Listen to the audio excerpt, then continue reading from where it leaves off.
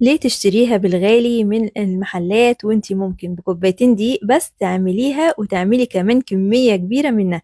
قد ايه مقرمشة من بره ولذيذة وطرية جدا من جوه. يلا بينا نسمي الله ونصلي على الرسول عليه الصلاة والسلام ونبدأ في الوصفة بتاعتنا. أول حاجة هنحضرها هو الشربات. محتاجين الشربات بتاعنا يكون تقيل وبارد، عبارة عن كوبايتين من السكر قصادهم كوباية من المية، وعليهم كمان معلقة كبيرة من عسل الجلوكوز لو متوفرة. هنحطها على النار. أول ما يبدأ يغلي أحط عليه عصير نص ليمونة وأسيبه حوالي 5 دقايق على النار يغلي، وبعد كده أسيبه يبرد على جنب. جبت بعد كده بولة وحطيت فيها كوبايتين من الدقيق، وكمان كوباية إلا ربع من دقيق السميد، ومعلقتين كبار من النشا. تمام، النشا هنا بيديها قرمشة حلوة جدا. معلقة صغيرة من السكر، ما تكتريش في السكر، ومعلقة صغيرة ممسوحة من الخميرة الفورية.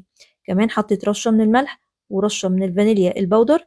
وابدأي اخلطي كل المكونات اللي احنا حطيناها دي كلها مع بعضها كده كويس جدا جدا. الخميرة ما تزودهاش عن معلقة صغيرة ممسوحة عشان ما تخمرش معاكي.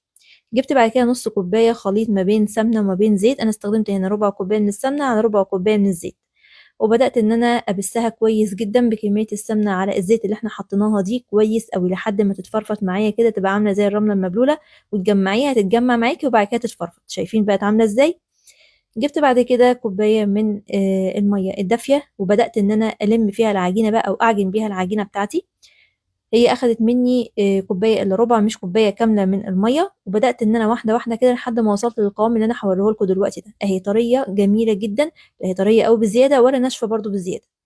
هنغطي عليها وتستريح بس 10 دقايق. أنا مش عايزاها تخمر، أنا عايزاها تستريح بس إيه، مش أكتر ولا أقل.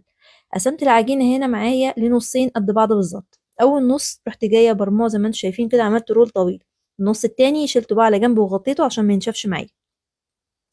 الرول ده بدأت إن أنا أقطعه لقطع تكون قد بعضها، وكل قطعة من اللي أنا قطعتها دي ببدأ أرولها كده لرول يكون صغير.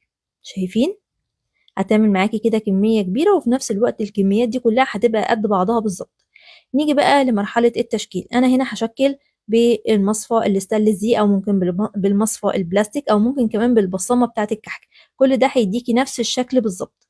هتبدأي تاخدي رول من اللي احنا عملناه ده تفرديه على المصفى، وبعد كده تروحي جاية برماه زي ما انت شايفة كده بالطريقة دي. سهلة جدا ومش بتلزق معاكي في المصفى ولا حاجة، طالما العجينة معاكي مظبوطة عمرها ما هتلزق معاكي.